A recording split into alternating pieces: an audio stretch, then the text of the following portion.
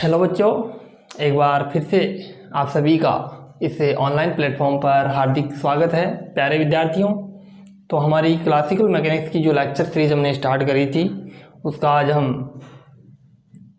दूसरा लेक्चर लेके आ रहे हैं। ओके, जिसमें हम आपको ये बताएंगे कि गति क्या होती है, ये कितने टाइप से डिफाइन की जाती है।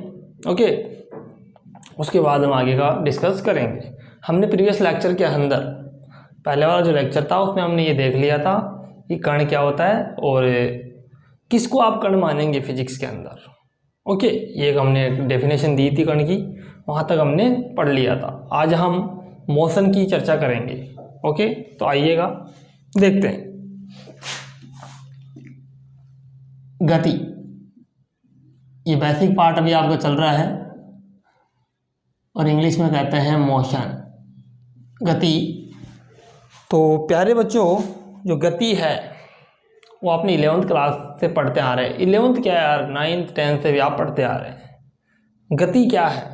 गति किसी पार्टिकल की पोजीशन में चेंज है with respect to time. Time के रेस्पेक्ट में पार्टिकल की पोजीशन में जो चेंज आता है उसे ही हम क्या कहते हैं?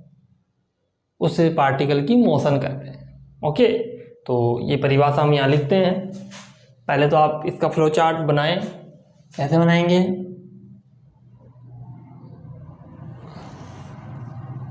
गति जो है दो प्रकार से हम डिफाइन करेंगे।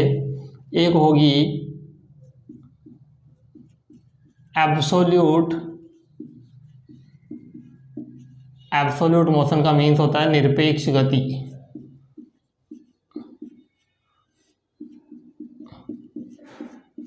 और एक होगी रिलेटिव मोशन या कहे तो सापेक्ष गति। कौन सी गति? सापेक्ष गति। ओके, तो ये गति है और गति को टू टाइप से हमने डिफाइन किया है।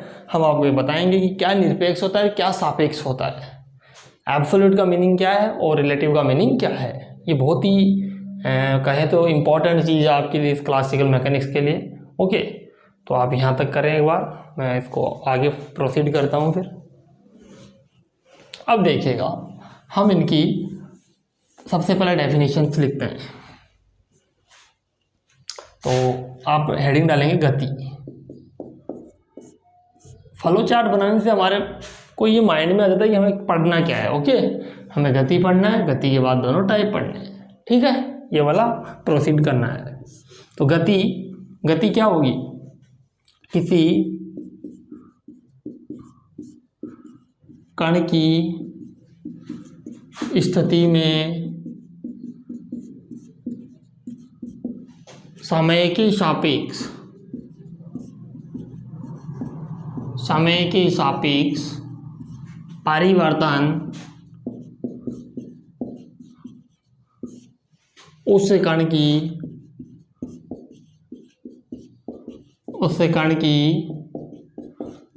गति कहलाती है।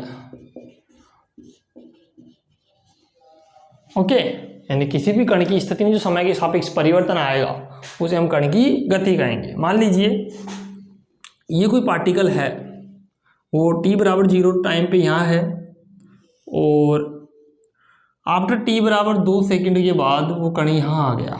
दैट मीन्स आप देख रहे हैं टाइम चेंज होने के साथ साथ उसकी पोजीशन भी क्या हुई है? चेंज हुई है। इट मीन्स यही पार्टिकल की क्या कहलाती है? गति आपके पास कहलाएगी। ठीक है, तो आपने पहचान लिया कि गति क्या होती है। टाइम के साथ साथ में पोजीशन में भी क्या आना चाहिए?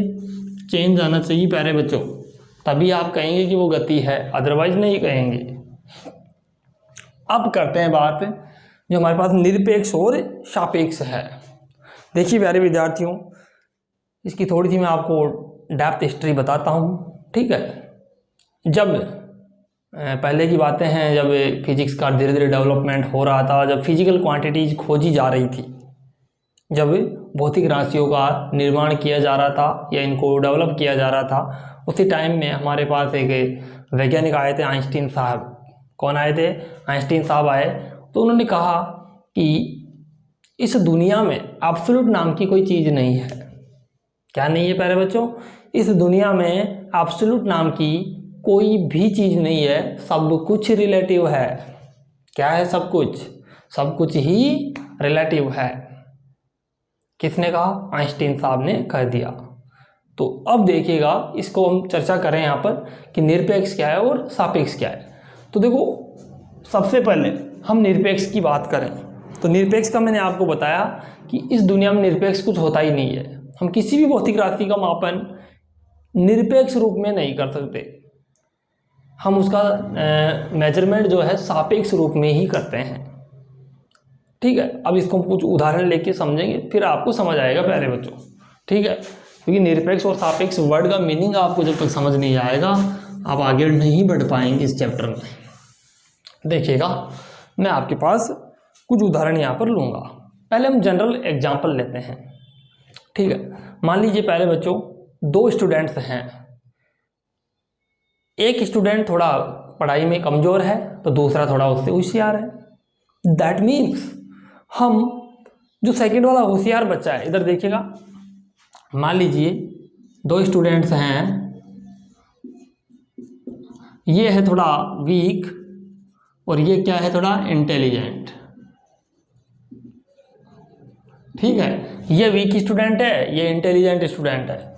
तो मैंने कहा कि ये जो स्टूडेंट है इसके रेस्पेक्ट में क्या है? वीक है।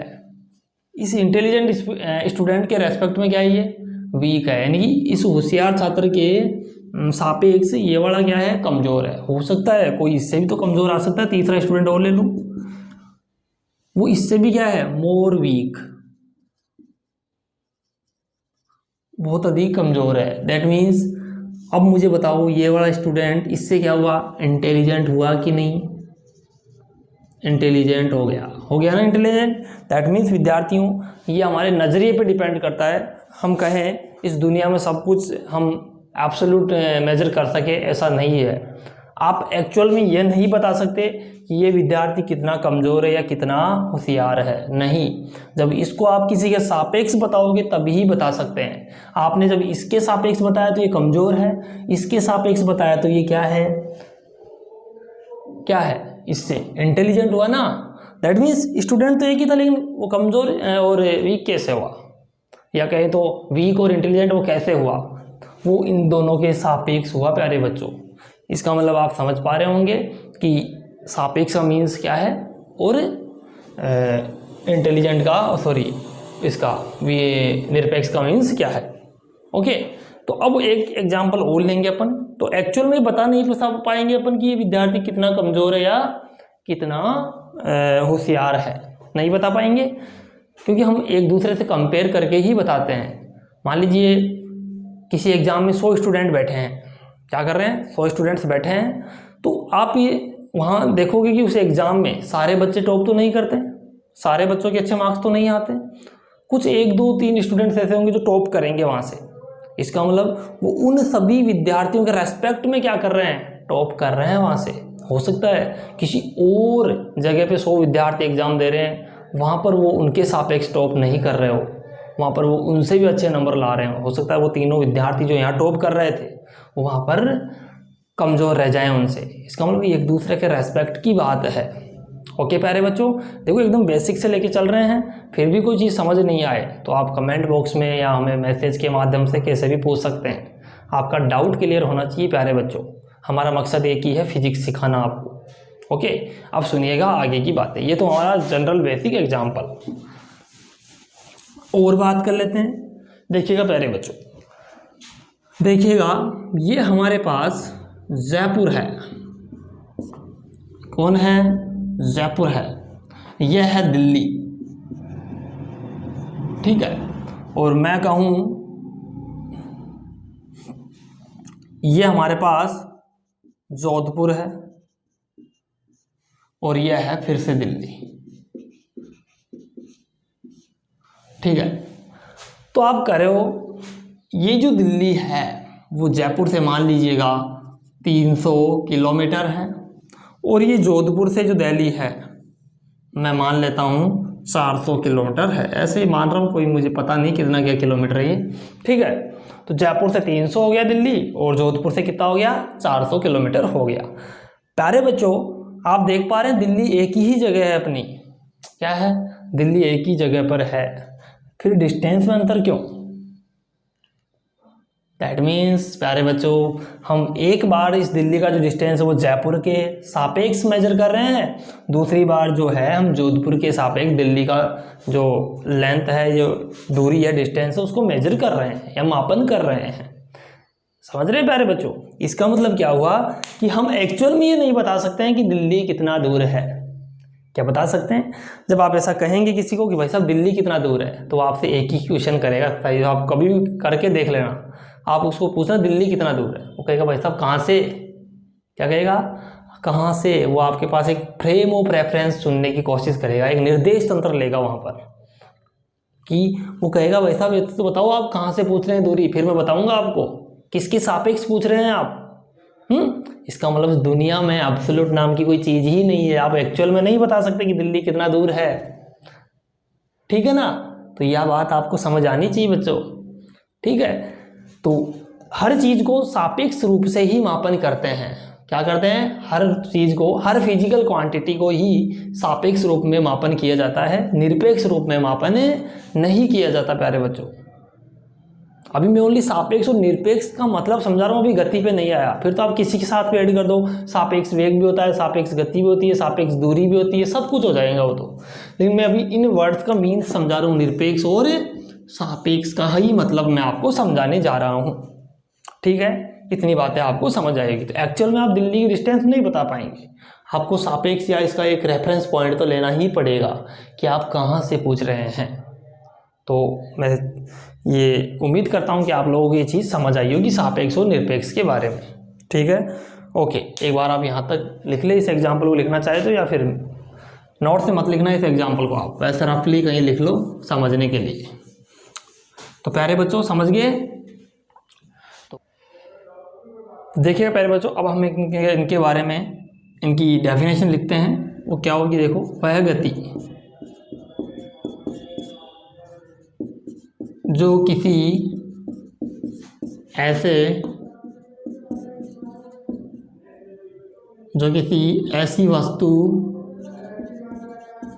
वस्तु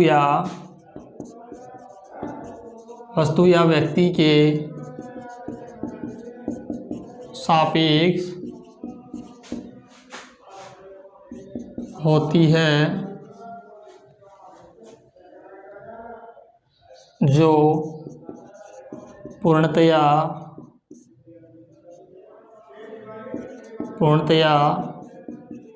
स्थिर या विश्राम अवस्था में हो,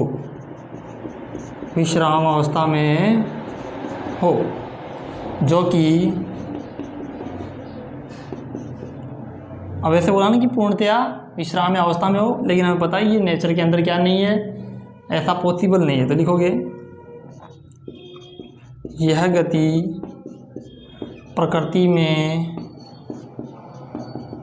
संभव नहीं है, बिकॉज सब कुछ वस्तुएं गतिमान है, स्थिर कोई नहीं है, प्रकृति में संभव नहीं है। सापेक्ष का मीन देखो, वह गति जो किसी ऐसे व्यक्ति या वस्तु के सापेक्ष होती है, जो पूर्णतया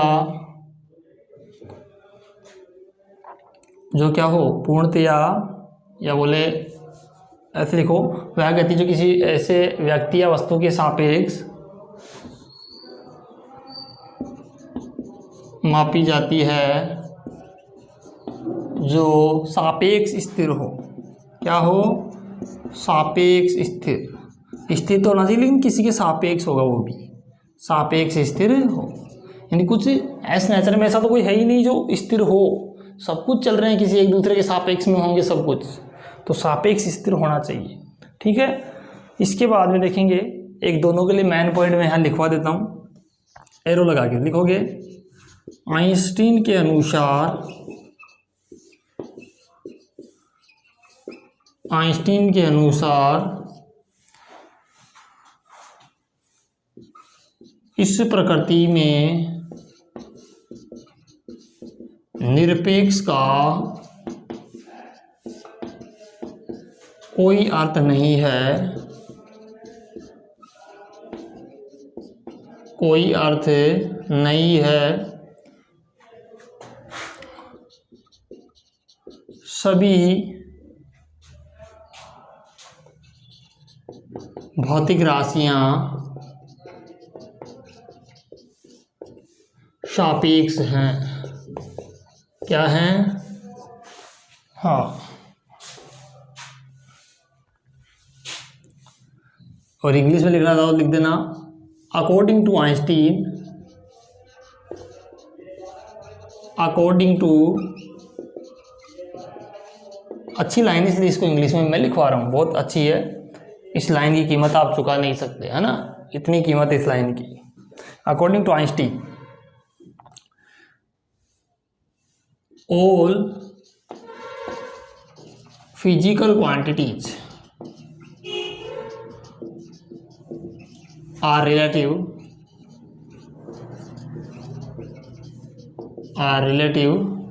absolute doesn't have any meaning। ठीक है। और इंग्लिश मीडियम वाले बच्चे ये ना समझे कि सर हमें इंग्लिश में क्यों नहीं लिखवा रहे हैं। विद्यार्थियों, आपके लिए हमने एप्लीकेशन में एक ऐसी फैसिलिटी हम आपको प्रोवाइड करवा देंगे जिसमें आपको आपके इंग्लिश मीडियम के नोट्स सारे आपको वहाँ मिल जाएंगे। बाकी समझाना तो ऐसे ही रहेगा, एक्सप्लेनेशन तो यही रहेगा उन चीज़ों का भी, लेकिन ये सारी जो रिटर्न पार्ट है यहाँ पर वो आपको इंग्लिश मीडियम में वहाँ पर मिल जाएगा ताकि आप अपने एग्जाम में लिख के आ सको। बाकी सारे कॉन्सेप्ट जो भी एक्सप्लेनेशन है वो यहाँ पर आप अच्छे से समझिएगा, ठीक है। बाकी हम बीच बीच में इंग्लिश भी यूज करते रहते हैं, आप देखते हो, है ना, तो ऐसी कोई टेंशन नहीं आएगी। आप बेफिक्र होके हमसे जुड़े रहेगा, हम आपका साथ देंगे एकदम अच्छी तरीके से, अच्छी मेहनत करवाएंगे आपको। ओके, तो आप एक बार यहाँ तक राइट डाउन करें सभी प्यारे बच्चों। उम्मीद करता हूँ आपको निरपेक्ष और सापेक्ष का अर्थ अच्छे से समझ आया होगा। जैसे देखो, कोई नहीं बताता ये चीज़ें, बिकॉज एग्जाम में नहीं आती तुम्हारी, एक बेसिक है मैकेनिक्स का, मैकेनिक्स डेवलप होता है, हम धीरे धीरे मैकेनिक्स को डेवलप कर रहे हैं प्यारे बच्चों। ओके, तो एक बार आप यहाँ तक राइट डाउन करें जल्दी, उसके बाद आगे बढ़ते हैं।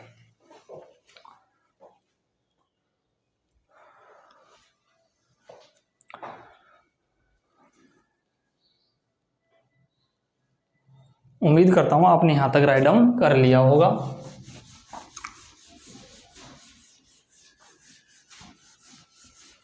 आप वीडियो को आराम से पॉज करके अच्छे अच्छे नोट्स बनाइएगा, कोई दिक्कत नहीं होगी फिर आपको।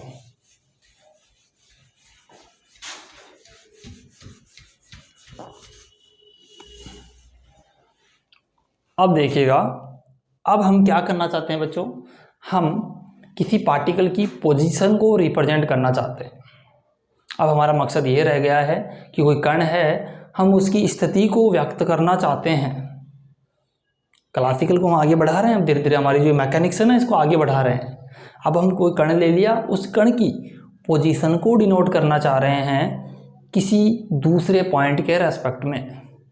वो पॉइंट क्या होगा प्यारे बच्चों, उसकी बात हम करेंगे। तो देखिएगा प्यारे बच्चों, हमें जब भी हम किसी पार्टिकल की पोजीशन को डिनोट करना हो या व्यक्त करना हो तो हम एक निर्देश तंत्र चुनते हैं जिसके सापेक्ष हम उस कण की स्थिति को व्यक्त करते हैं। ठीक है, मान लीजिए आप अपने घर से निकले और जयपुर चले गए, दैट मीन्स आप अपने घर से ये मेजरमेंट करें कि हमारा जयपुर कितना दूर है। दैट मीन्स आपने कहाँ से मेजरमेंट किया, कहाँ से दूरी को मेजर किया, अपने घर से।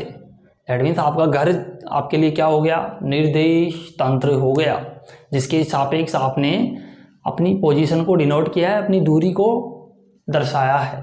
ओके, तो अब देखिएगा हम यहाँ पर कुछ बातें करें। तो सबसे पहले देखिएगा प्यारे बच्चों, निर्देश तंत्र,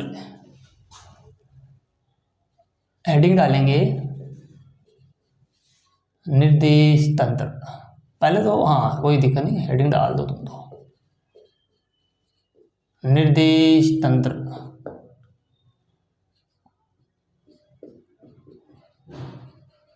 frame of reference, frame of reference. देखिएगा प्यारे बच्चों, हम इसमें लिखें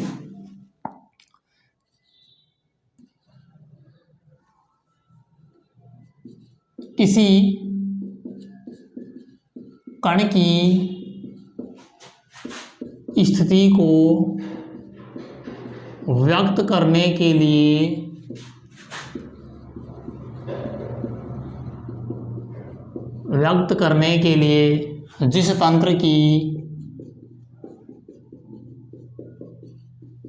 जिस तंत्र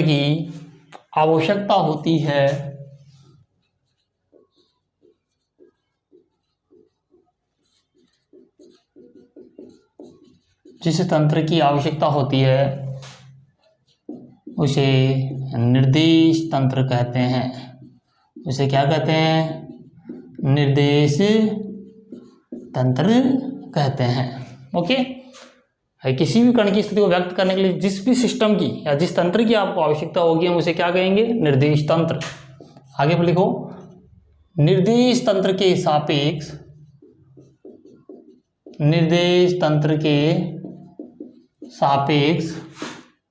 हम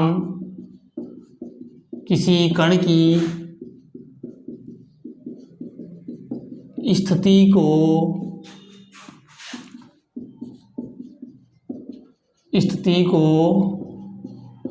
व्यक्त करते हैं। क्या करते हैं? स्थिति को व्यक्त करते हैं। अब ये कण की स्थिति को व्यक्त करना, ये आगे पढ़ेंगे हम थोड़ा सा, पहले निर्देश तंत्रों के बारे में जानेंगे। अब सुनिएगा, निर्देश तंत्र की दोबारा फ्लो चार्ट बनाएंगे हम यहाँ।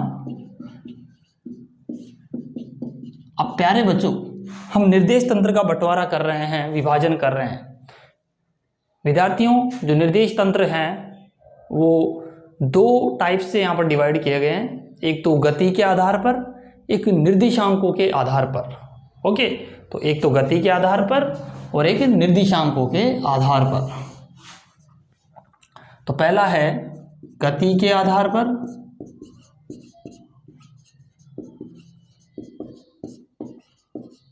और दूसरा है निर्देशांकों के आधार पर।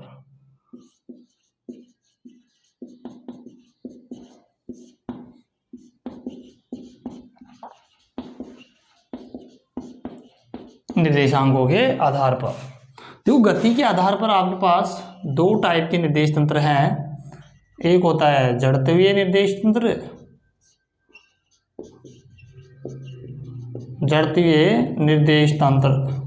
Inertial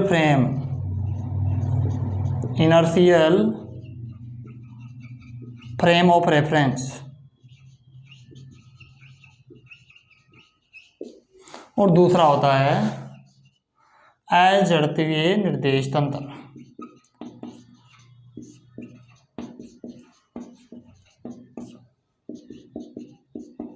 non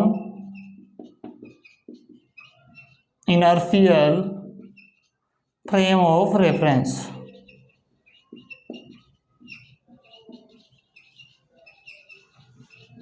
non inertial frame of reference. तो दो टाइप के निर्देश तंत्र हैं, इनको हम अच्छे से डिस्कस करेंगे, कोई टेंशन नहीं है। निर्देशांकों के आधार पर देखिए,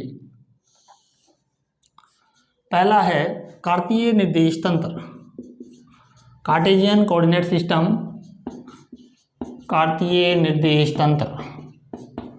दूसरा है बेलनी निर्देश तंत्र,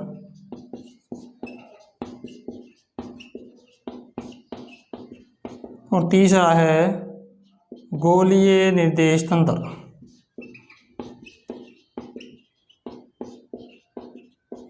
अगर मैं इसके 2D फॉर्म में जाऊं, 2 डायमेंशनल में, तो ये उसमें हो जाता है पोलर फॉर्म में, ध्रुवीय निर्देश तंत्र। ध्रुवीय बताएंगे कैसे बनता है ध्रुवीय, इससे गोलीय से ध्रुवीय निर्देश तंत्र कैसे बनता है। पोलर कोऑर्डिनेट सिस्टम, जिसमें आर और थीटा आपका क्या आता है? कोऑर्डिनेट्स आते हैं। तो ये अलग अलग शेप के आधार पे इनको डिवाइड किया गया है कि कब बेलनी काम में लेना है, कब गोलीय, इनका निर्माण क्यों हुआ, कार्तीय हम ज़्यादातर यूज करते हैं, 11वीं में भी आप इसी को यूज करते आए हैं, तो इनके बारे में हम अच्छे से चर्चा करेंगे। ठीक है, एक बार आप यहाँ तक राइट डाउन करो।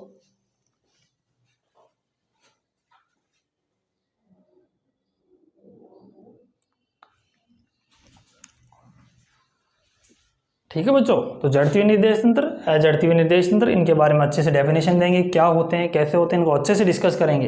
इसलिए क्लास आज क्या है, कोई थोड़ा मुझे कोई काम हो गया है, इस वजह से आपकी क्लास को यहीं रिज्यूम करेंगे, यानी कि यहीं पर आप आज की क्लास को स्टॉप करेंगे। ठीक है प्यारे बच्चों, जितना पढ़ाया जा रहा है उसको आप अच्छे से पढ़िएगा, क्योंकि यूट्यूब पर हमें डेमो क्लासेज लेना है। डेमो क्लासेज का मीन्स है कि 4-5 क्लासेज आपको हम मैकेनिक्स की दें, ताकि आपको ये लगे कि वाकई में हम यहाँ समझ पा रहे हैं चीज़ों को। बाकी हम विस्तृत सिलेबस एप्लीकेशन के ऊपर करेंगे। ओके, बाकी यही चलेगा, एप्लीकेशन में भी आपको ये वीडियोज मिल जाएंगे, वहाँ पर जाके देख सकते हैं। ऐसा नहीं है कि वहाँ स्टार्टिंग से स्टार्ट करेंगे ना, आप मान लीजिए 5 लेक्चर यहाँ हो गए तो 6ठा लेक्चर वहाँ से स्टार्ट कर देना। ठीक है, 5 लेक्चर आपको वहाँ भी अपलोडेड मिलेंगे लेक्चर उसमें अपने एप्लीकेशन के अंदर।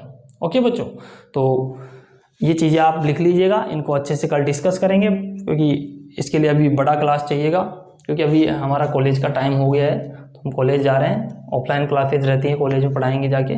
ठीक है, तो बच्चों ये आप थोड़ा सा ध्यान रखें, बाकी क्लासेज हमारी रेगुलर चलेंगी। ठीक है, दूसरी बात, आप अपने फ्रेंड्स को भी बताएं कि देखिएगा फिजिक्स समझना है तो आप वीकेएम फिजिक्स क्लासेज को ज्वाइन करें। ठीक है, एकदम बेसिक से हाई लेवल तक फिजिक्स सिखाएंगे आपको, आप हर एग्ज़ाम को क्लियर कर पाएंगे, ऐसी हम उम्मीद करते हैं। ओके, तो ये चीज़ें आप अच्छे से लिख लीजिएगा और आपके साथी फ्रेंड्स को भी बताइएगा, और चैनल को ज़्यादा से ज़्यादा बच्चों को शेयर करो ताकि सबका बेनिफिट हो, और अपनी पढ़ाई को स्टार्ट कर दीजिएगा प्यारे बच्चों। ठीक है, तो कल हमारा नेक्स्ट पॉइंट होगा, यहाँ से ही इनकी सभी ये डेफिनेशन लिखते हुए आगे बढ़ेंगे, फिर हमारा फर्स्ट चैप्टर। अब मान लीजिए कि चैप्टर का आपका कंटेंट स्टार्ट हो गया है, यहाँ से आपके एग्जाम में क्वेश्चन आते हैं, जड़त्वीय और अजड़त्वीय निर्देश तंत्र क्या है, ऐसे क्वेश्चंस पूछे जाते हैं। जो 1.5 नंबर में क्वेश्चन बता रहा था शॉर्ट टाइप में, पहले के अंदर 6 खंड आते हैं, 1 2 3 4 5 6, उनमें पूछे जाते हैं ये क्वेश्चंस। ओके बच्चों, तो थोड़ा सा ध्यान रखें और अच्छे से पढ़ाई करते हुए चलें। Thank you for watching this video प्यारे बच्चों। इसी मुस्कान और इसी खुशी के साथ पढ़ते रहिए प्यारे बच्चों, फिजिक्स को बर्डन ना समझे, ये एक बहुत ही अच्छा नेचर का सब्जेक्ट है, हम नेचर को पढ़ रहे हैं, फिजिक्स का पढ़ने का मीन्स हम नेचर को पढ़ने जा रहे हैं। ओके बच्चों, तो आपके चेहरे पे एक मुस्कान होनी चाहिए, ऐसे मायूस होकर ना पढ़े प्यारे बच्चों। ओके, थैंक यू, धन्यवाद।